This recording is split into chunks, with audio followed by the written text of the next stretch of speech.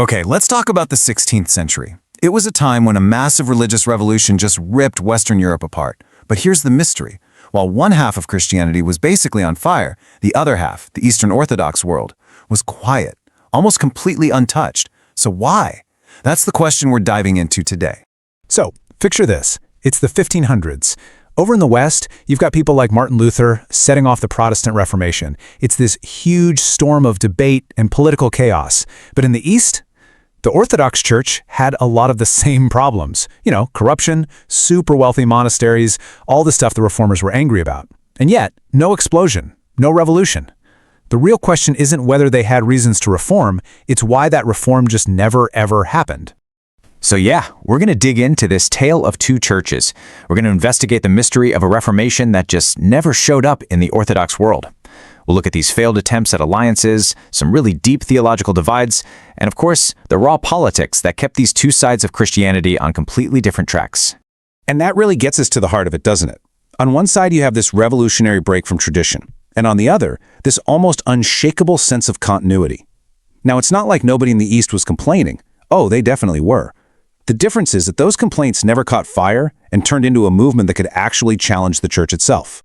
So our first clue is in those very first conversations between the brand new Protestants and the ancient Orthodox Church.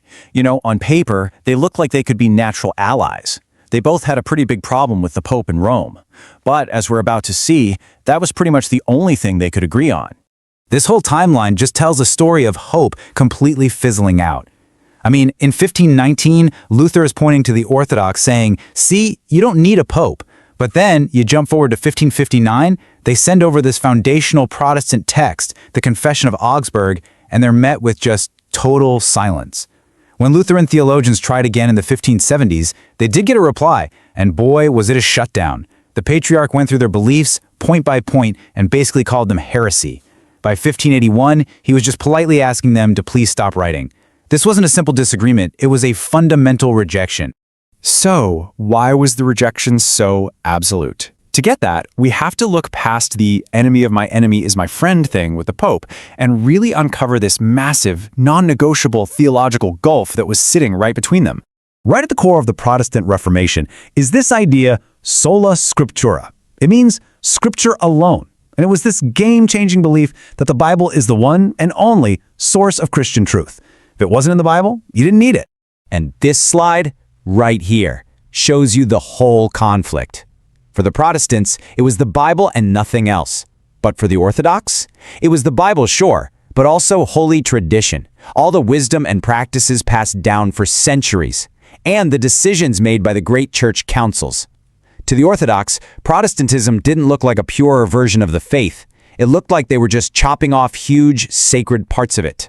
This quote from Luther just perfectly captures the whole vibe.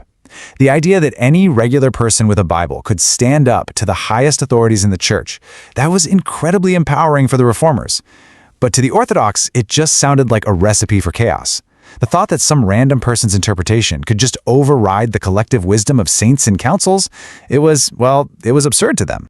And honestly, the list of disagreements just kept going. Protestants looked at the Orthodox honoring of saints and the Virgin Mary and saw something close to idolatry. The Orthodox saw an ancient, holy tradition.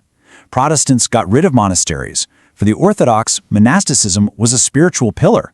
Even something as basic as giving communion to infants, an ancient Orthodox practice, was totally alien to the Reformers. They were just speaking completely different theological languages. Okay, so moving beyond theology, there was the huge issue of politics. The relationship between a king and his church looked completely different in the West versus the East, and that changed everything about how they saw this new Reformation. So in the West, you'd had this centuries-long power struggle between kings and popes. For a guy like Henry VIII in England, the Reformation was like hitting the jackpot. He could break with Rome, get his divorce, grab all the church's land and money, and make himself the top dog in his own kingdom. The Reformation was a tool he could use to get more power. Now, flip that completely for the East. For a ruler like Tsar Ivan the Terrible in Russia, the church wasn't some rival he needed to beat. It was the glue holding his giant country together. He looked at the chaos in the West, all the peasant revolts and instability, and he saw Protestantism not as an opportunity, but as a dangerous threat that could undermine his own power. So here's the bottom line. Rulers in the West used the Reformation to win a fight for power. Rulers in the East rejected it to keep their power. Since they didn't have a pope-like figure to overthrow, there was just no political reason for leaders in the East to invite all that chaos into their lands. And that brings us to the final act in this drama, the one serious, major attempt to actually bring Protestant ideas into the Orthodox Church. It is the wild story of a patriarch named Cyril Lucaris, and his failure pretty much sealed the deal for good. So get this. In 1629, something truly shocking happens. Cyril, the actual Patriarch of Constantinople, publishes a document that is openly Calvinist. It accepts Sola Scriptura and other key Protestant ideas. The reaction was not a new Reformation. It was a massive, furious backlash. The Orthodox people saw it as pure heresy. Cyril got thrown out of office and put back in over and over again until he was finally executed. His big move didn't open the door to reform. It slammed it shut, locked it, and threw away the key. And the fallout from Cyril's big experiment led directly to this, the final verdict.